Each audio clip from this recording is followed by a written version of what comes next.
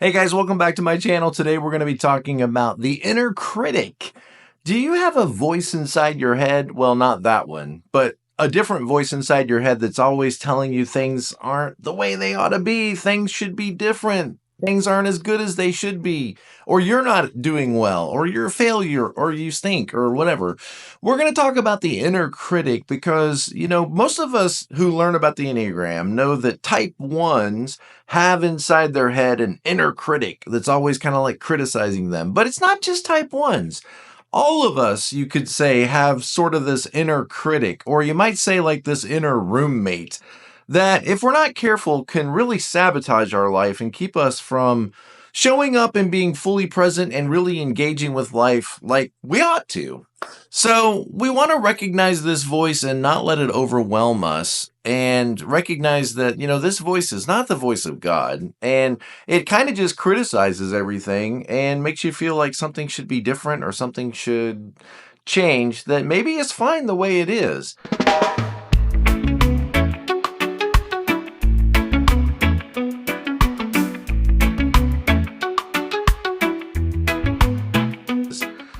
So let's break this down and talk about how the inner critic might show up for every one of the Enneagram types, because we want to catch ourselves in the moment, and then hopefully make some different decisions and have more happiness, more joy, and more connection in our lives. Now, I do have notes in front of me, so if you see me looking away, I'm looking at my notes. Okay, so we want to talk about this universal struggle that keeps us from maybe moving forward in life, this problem of the inner critic, or the inner voice, or the inner condemning voice, or like I said, sometimes you could call it the inner roommate. Think of it like this, like your Enneagram type comes with a roommate that sort of lives in your head.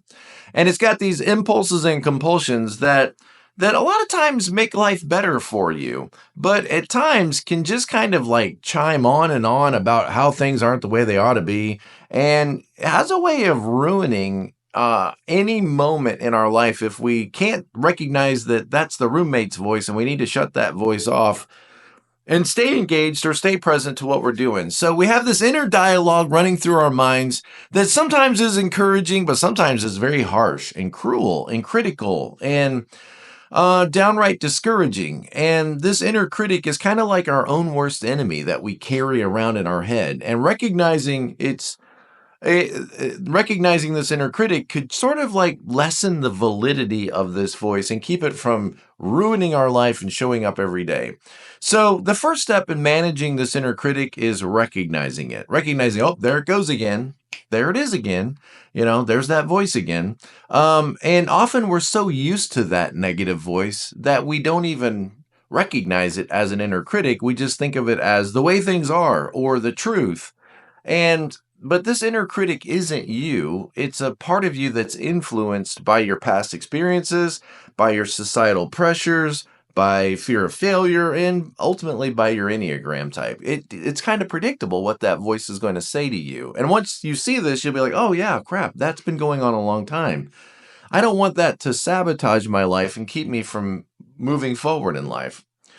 So the inner critic manifests itself differently for each Enneagram type. Now, it's kind of predictable for type ones, and that's the one we think about the most when we think about this inner critic. So let's sort of dive into that one first, and then we'll go all the way around and look at each of the 9 types, how it shows up or how it could show up. All right. So for type ones, the perfectionist, the reformer, again, it's kind of predictable. Like, it's this voice that shows up that's like, stupid, stupid, stupid. You did it wrong. You're going to make a mistake. Oh, that's incorrect. Oh, that, and so this self-monitoring that you should have done better, or this should have been better, or this should have been done yesterday. That inner critical voice that just kind of like is a Rottweiler aimed at you, rah, rah, rah, rah. Anytime something's done wrong, or anytime something is not exactly the way it should be, there's this sense that like, oh, I messed it up. Oh, I goofed it up. And this inner critic nitpicks over perceived mistakes or imperfections. And it's important like to pause here for a second and say, so much of the things that frustrate us in life, not just ones, but all of us, so much of what frustrates in life is not really like egregious wrongs, unrighteous, sinful behavior. So much of it is just like preferences. Somebody does something in a way that we would not prefer. They put, a cup on a different shelf than we would have put it on. They load the dishwasher in a different way than we would have. Is it wrong? Is it sinful? Did they commit a crime? Is there anything in the instruction manual that says you have to put a cup on this shelf and not that shelf? No, it's mistakes, or it's just preferences. And that's very different than somebody actually doing something wrong against you, with the desire to hurt you or to wound you in some way. Most of the things that we get upset about is probably not really like crimes against humanity. It's just, I don't like it that way. I don't like the volume on the TV that loud. I don't like it when you tap your fork when you sit at the table. I don't like it when you have your elbows on the table. I mean, is there a book here that we need to be looking at for rules of engagement when we sit at the dinner table? Actually, there probably is that book, but I'm not going to read it. So this inner voice creates these feelings of guilt and shame that you did something wrong. What's wrong with you? But it can also create like this fear to even move forward in life. Like if you're constantly concerned and worried about getting yelled at inside your own head, it's going to keep you from maybe taking risks and having interactions in life. So what are you going to do? You might sit on the sidelines and overthink everything and be afraid to actually take action or sign up to be that manager that you should be because you're afraid, what if I screw it up? What if I do it wrong? What if my inner voice yells at me? If you could recognize what's going on, do you see how it can minimize the damage it might do in your life? Guys, this is life-changing information. I mean, if you could recognize, just think of it like this. Instead of taking yourself so seriously, instead of hearing that voice so seriously and letting it keep you from taking action, what if you could, for example, just name that voice? I'm being really stupid here, but what if you said, oh, there goes critical Carl again up there in my head. I know it's a little nutty, right? But what if you did that? Do you see how it minimizes this phenomenon so that it doesn't stop you? Or it doesn't, move you into despair, because you could get moved into despair if you're constantly criticizing yourself and you hear this voice and judgment and harsh and what if you could just say, oh, there goes critical Carl again. Now, I always say it like this, like, what if you could just realize, like, well, there I am again, a one feeling the stuff or hearing the things that one's hear. That's in a sense, that's all this is. It's not the voice of God, and it may not be your own voice. It's this voice of this type that's critical and harsh and criticizing you. Again, what if you could say, well, there goes critical Karen. Maybe Karen's not the best word because, you think of Karen. Actually, that might be critical Karen up there, critical Carl up there. And then you can see how you can kind of get a little bit of a break and not let this keep you from taking action or moving forward. So everybody, I think, understands this concept of inner critic when we think about type 1, but how does it show up in the other types? That's what we kind of want to investigate in this video. And I would really appreciate your comments, because I might leave something out or say it in a way that doesn't really ring true for you and your type. So please put that in the comments. Interact with the video, engage with this, and let's keep this conversation going. So let's talk about type 2s. The helper, the giver, the befriender, the connector, the hostess, the servant. I mean, what goes on in their head? Well, I could see, a voice that says something like, that person needs help. You need to go in there and do something. You need to jump in there and save the day and rescue this person. You need to show up in a meaningful way to help this person. They need help. They need assistance. And if you don't help them, you're selfish. Don't be selfish. It's selfish to think about yourself. It's selfish to take care of yourself. Actually, right, 2s integrate to 4, where they start to really take care of themselves. They start to really ask themselves like those questions like, what matters to me? And what would I do with my energy if I wasn't giving it away to take care of all these other people all the time? I think the inner critic might show up inside a 2's head like this. If they really cared about me, they would have remembered my favorite color. See, they don't really care. If they would have really cared about me, then they would have remembered, or they would have heard, or they would have said thank you, or they would have responded differently than they responded. See, they don't really care. They don't really care about you because what? You remember, you're a worth and value type. You're not worth caring about unless you're serving other people, unless you're benefiting other people. They won't really care about me. And that, guys, that is so sad. I don't even want to think about that. That's so sad. Of course we care about you. Of course you have value. Of course you're an important person, regardless of what you do for us. But that inner critic is going to cause you to doubt that. Like, they wouldn't really care about me if I wasn't taking care of them, if I wasn't doing their laundry and making pancakes for them, or going to work every day, or rescuing them and listening to their problems and giving and serving. They wouldn't really care about you unless you showed up in that way. And see, look, they are taking me for granted. They don't really care. And this could cause you to have all kinds of uncomfortable, unhealthy interactions with the people around you. And that's so sad, because you want more than anything to have wonderful reactions where you feel loved and they feel loved and everybody feels cared for. But this could end up, guys, I see it so many times, this could end up causing twos to like move away from everybody they love and everybody being upset with them, and that martyr complex. And it just doesn't lead to anywhere positive. I mean, think about recognizing, well, there goes critical Carl again, telling me that people don't really care, telling me that I'm only valuable if I serve and help other people. There goes that critical voice again, that roommate in there, ruining everything. Maybe my family, maybe my loved ones, maybe they care about me already, and they're trying to show me in a way that's meaningful to them, but maybe not so meaningful to me. What if everybody does love you already? What if you don't need to do anything? So, what if you don't need to overextend yourself and feel unappreciated and ignored and resentful and all those sad, sad feelings? Okay, type threes. The achiever, the performer, the hero, right? Okay, what about them? Well, there's always this pressure in type threes, like this boulder that's chasing them, right? This dragon that's chasing them and convincing them, this inner voice, this critical Carl telling them, you don't have any value if you're not the best, if you're not winning, if you're not moving to the next level, if you're not leveraging yourself to get to the next level, then you are a failure. You should go into the garden and eat worms. Nobody wants to be around you. You are not admirable. Again, worth and value type.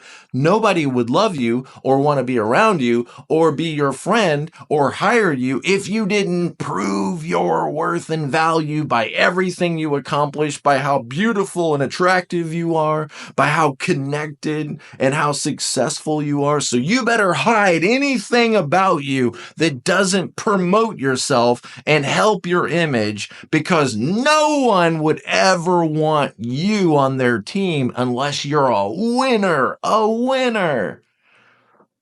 Yikes! That's a lot. Can you imagine living under that pressure? Can you imagine, you guys, that are not threes like me? Can you imagine living under that constant voice that you don't matter unless you're the best, unless you're a winner? I mean, I would be very driven all of the time to be successful all of the time if I had that voice going on in my head. What if you could stop that, catch that, and go, there goes that voice again in my head. There goes that critical Carl, that roommate, telling me that I've got to be the winner in this interchange. I don't have to win. I just have to give my best. I just have to do my best. I don't have to be the best. That critical voice isn't going to work this time. Think how much easier your life would be. Think how much more joy you would have, how much more peace you would have. Yeah, but I got to be successful. Why? Successful at what? Why just that area of your life? Are you successful with your family? Are you successful with your kids? Are you successful with your spiritual life? Are you successful in your hobbies and interests? Are you successful with your community and your friends? Or are you just over focused on work, work, work, where you constantly have to prove yourself? What are you proving yourself in your spiritual life? Are you proving yourself there? You see, if you could push back a little bit and say, gosh, I'm such a 3. I just keep hearing this constant voice in my head that if I'm not good enough, I don't measure up, and I don't win, that there's just nothing about me that anybody would ever want to be around. That's not true. That's not true. And if you could realize that and catch that, think how much more peace and happiness and joy and connection you would have in life. I mean, think of the anxiety that this causes you and the burnout and the fear of being exposed as inadequate. You're constantly covering your tracks and making sure that nobody can really see the real you. That's got to be exhausting. Okay, let's talk about type 4s. The individualist, the dramatist, the romantic. You have no idea, darling. Let's talk about type 4s. Well, okay, so 4s, they're very unique and they're very different and you couldn't possibly understand. And they're very special. And, watch me put on my gothic makeup for 2 hours because I don't really care what anybody thinks about me. You do care. You're a worth and value type. You definitely want other people to give a certain message back to you that you are special, that you are unique, that you are different. You're a rogue maverick who does things your own way, and you're not going to be told what to do to conform to everybody else's plan for you. You stand out there alone, brave and unique and special. But this voice inside you is going to convince you that you're not standing out. You're not special enough. People aren't understanding who you are. And so you need to overexpress all of your unique characteristics. And you can't like anything everybody else likes. You can't wear the same clothes that everybody else wears. You can't listen to the same music everybody else listens to. Even though it's awesome, even though it's popular, even though it's the best, you can't accept those things because that would put you in a box, and you can't be in a box. You have to be special, unique, and different. And this critic fixates on all of your perceived flaws. It focuses on your brokenness, what's missing, what's not adequate, what's lost, and that life is not fair for me. Let me tell you how life is not fair for me. Do you know what they said to me? Do you know what they did to me? Do you know how they treated me? You need to understand. I need to show you constantly how I'm not being treated fair, how other people have it better than me, how I'm not measuring up in some way, or how I'm, So all of this voice, this critical. Maybe yours isn't Carl because you are different. Maybe this is critical Charlie. Critical Charlie is showing up in your life and telling you that you're inadequate and that you should pity yourself and you should envy others and you should rise above them and not let those jerks win the day. And, you should isolate yourself away from everybody and detach away from everybody. That's not okay. Look at all these people in your life that are trying to love you. Are you open to that? Can you accept that? They might reject me, Tom. What if they reject me? What if they find out something about me and they reject me? I need to tell them the worst things about myself. I need to tell them all of the horrible things that I've thought or things I've felt or things I've done or been done to me because they're probably going to reject me. What if they're going to accept you? What if they love you? What if they want to be around you? What if everything is fine the way it is? What if you could be happy right now? I can't be happy. It makes me nervous to think about being too happy. It makes me nervous to think about being too connected or too engaged, too functional. Well, okay, so maybe you're just feeling the stuff 4s feel. Maybe everything around you is fine. Maybe the people around you are fine. Maybe they love you and want to connect with you. Maybe you should open yourself up to that. Well, but what if they might, but, running away from them and isolating yourself from everybody that wants to be a part of your life is not a great strategy for having an amazing life. Rejecting everything that's good because other people like it is not a good strategy for having good things around you in your life. I'm sure I don't have it perfect, so put it in the comments. Put it in the comments how this inner critic shows up in your life, always causing you to question everything or to not accept everything or to reject things in life that are actually good for you. All right, let's talk about type 5s. Type 5s, we start to move into that fear, types 5, 6, and 7. And so when I think about type 5s and the voice they might hear, it might question, they might question their own knowledge or question their own ability to carry out action or question whether this action is even going to make a difference. Like, what's the point? What's the point of actually stepping up to the plate and trying to make a difference or trying to get that job? It's not really going to make any difference 100 years from now. None of this is going to matter. And that inner critic might tell you you don't know enough, you're not prepared, you don't have enough information yet, you're going to look foolish if you engage, and everybody's going to think that you're an idiot and you don't know anything. And this could drive you to hoard knowledge and drive you to inaction and drive you to sit on the sidelines collecting information without ever actually taking actionable steps to really move forward in life or to really change your life in any significant way. Because what's the point? What's the difference? Will I actually be happier if I marry that girl?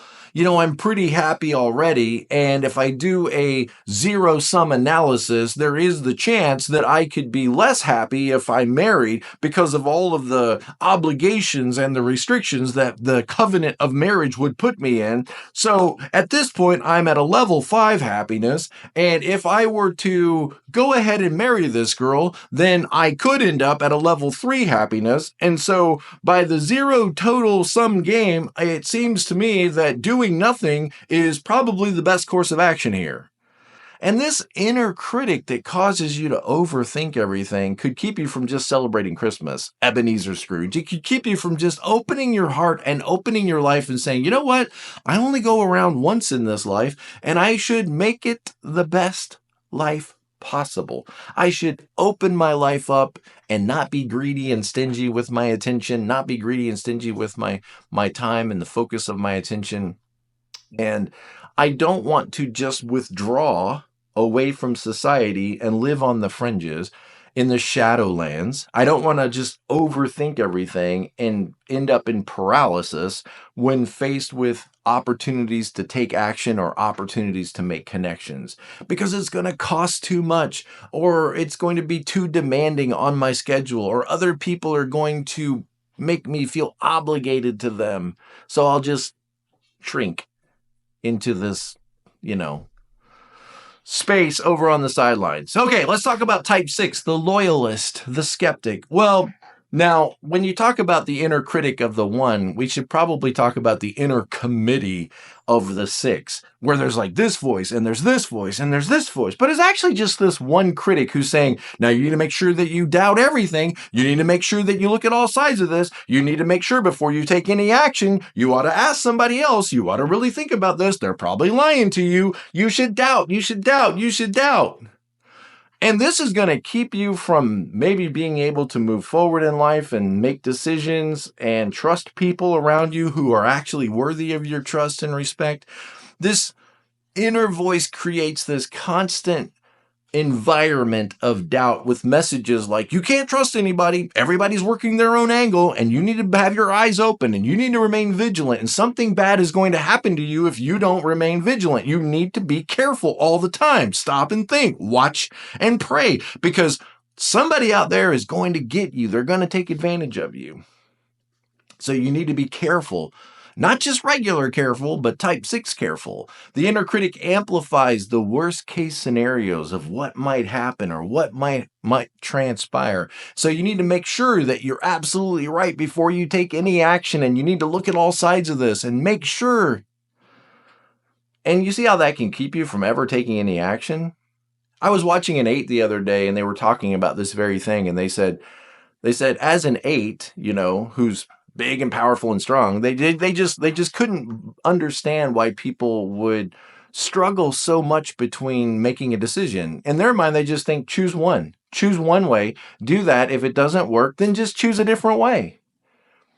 And notice how easy it is for an 8 to maybe say you choose one way, you go with it, and then when it doesn't work, you just stop and you choose a different path. But for 6s, like all of that gets congested. All of that gets stuck before you can ever take any action. You're thinking about every way and what the possible outcome might be and what happened. Well, at the end of the day, it's kind of like I'm afraid to make a mistake. If I make a mistake and do something wrong, the earth is going to open up and it's going to swallow me and asteroids are going to fall on my head and everybody's going to hate me and blame me. And then I'll be stuck. And it's crazy, like as 6s, sometimes you could, in an effort to avoid living in anxiety by making a wrong decision, so you want to prepare yourself and avoid making a wrong decision that's going to create anxiety, frustration, and pain. You live in a constant state of anxiety, frustration, and pain because this inner critic is like, you better stop and think about this. You better check all the angles. You better make sure before you... So you live in a constant state of anxiety, frustration, and pain, believing that that is going to keep you from ending up in anxiety, frustration, and pain. Help it make sense to me. Okay, let's talk about type 7s. So what if you could just say, well, there goes critical Carl again, telling me to doubt everything. What if this relationship is perfect the way it is? What if this person is, perfect for me? But look at me overthinking this. What if this job is perfect for me? What if I should just sign up and take this job? Yeah, but what if it doesn't work? Oh, there goes that critical voice again, telling me I should doubt everything, telling me I should be suspicious all the time. I'm not going to let that get in my way and control my life anymore. Oh, it's so much easier said than done, isn't it? It's so hard to do. It's so hard to do. And that's really what being present to life is. It's like recognizing that roommate is just kind of there, always stirring the pot and wanting to screw with your life all the time. Okay, type 7, the enthusiast. Okay, so that's me, right? A 7. Everything's going fine. Everything's wonderful. I want to be happy. I want to be fulfilled. I want to be satisfied. I want to live an inspired life with something important to do that I enjoy doing. But this isn't what I want to do. I want to have fun, but not like this. I want to have fun, but not like this. I want to have fun, but not like this. And so that inner critic is telling you as a 7 that you don't have enough resources to have all the options available that you want. Yeah, it's fun, but it could be funner. It could be more exciting. It could be more thrilling. You're missing out. The whole world is passing you by.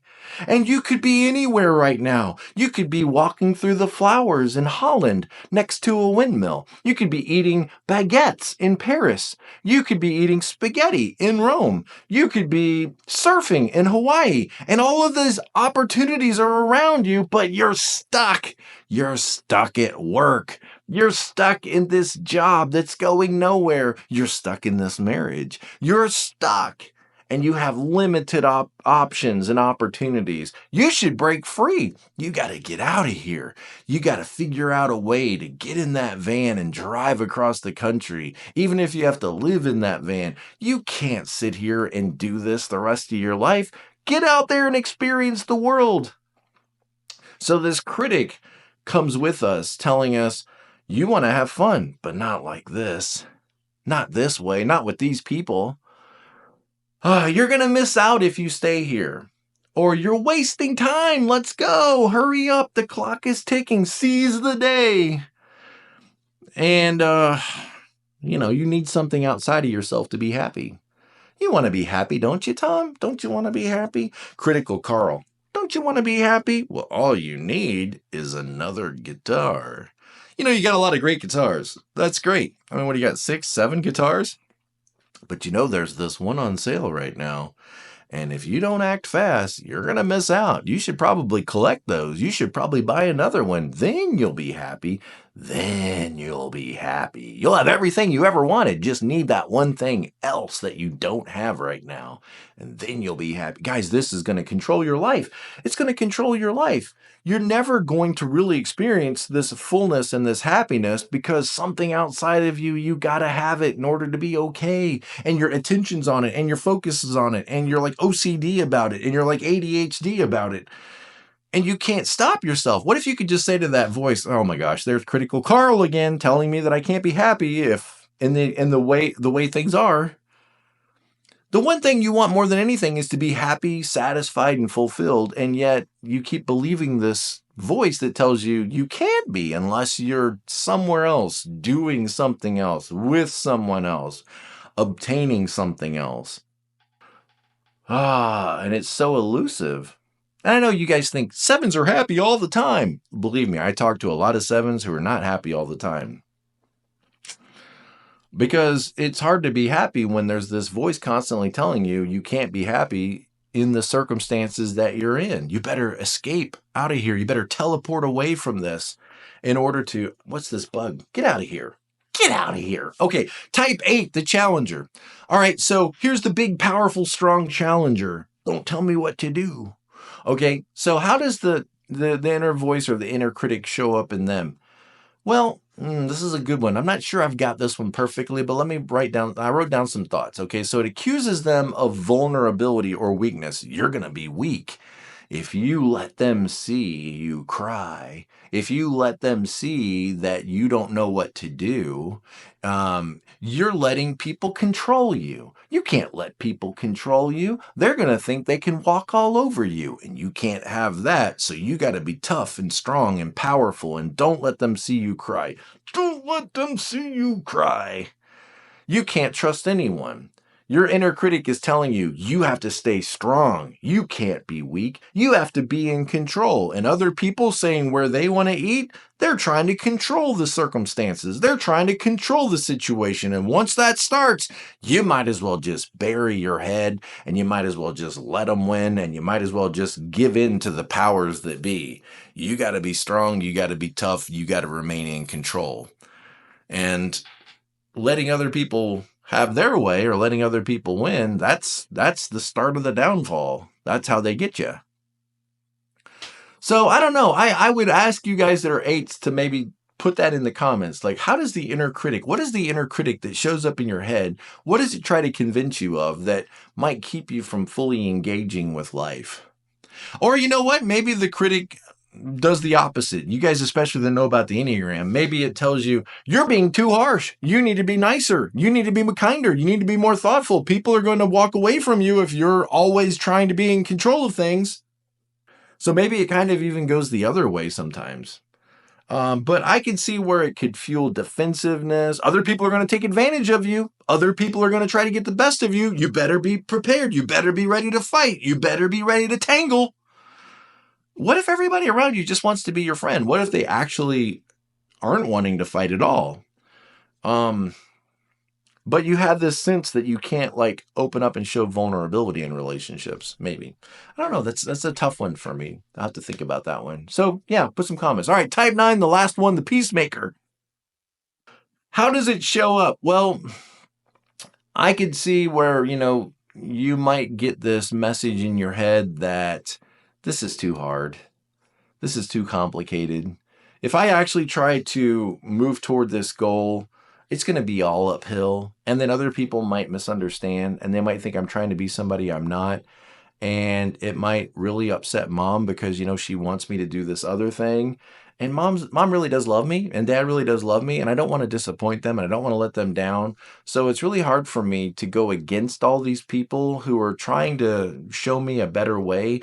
And it's probably not worth listening to my own voice. It's probably not worth trying to figure it out for myself. I should probably just minimize myself, diminish myself, and just go along with what they want, because it feels like it's too much of a challenge or too conflict oriented. If I disrupt everybody's peace, and of course it's going to disrupt my own peace, or just I can't be around all this conflict. I can't be around all this fragmentation, all these people being upset. I got to get out of here. I should probably just quit my job. I should probably just quit my job and move to Toledo. Toledo is nice, and I should just decide that Toledo is fine. I'm just going to take that other job in Toledo because I don't want to have this difficult conversation with Sam. And, I'm probably trying to be open-minded here. I'm probably trying to be open-minded. So my opinion really doesn't matter, and how I feel about this really doesn't matter. I should just go with the flow and not create problems and just try to figure this out on my own. Maybe if I just withdraw from them and just back away from them, then I won't have to deal with them anymore. So I think the inner critic might maybe keep you from taking action, might convince you that other people's position is just as valid as yours, and one path is just as valid as the other. So what's the point? I might as well just remain where I'm at. Or this is going to be too difficult and too cumbersome, and I'll create too many problems if I try to move forward with this agenda or this plan. So it's probably not worth it. And you know what? You're content already. I'm content already.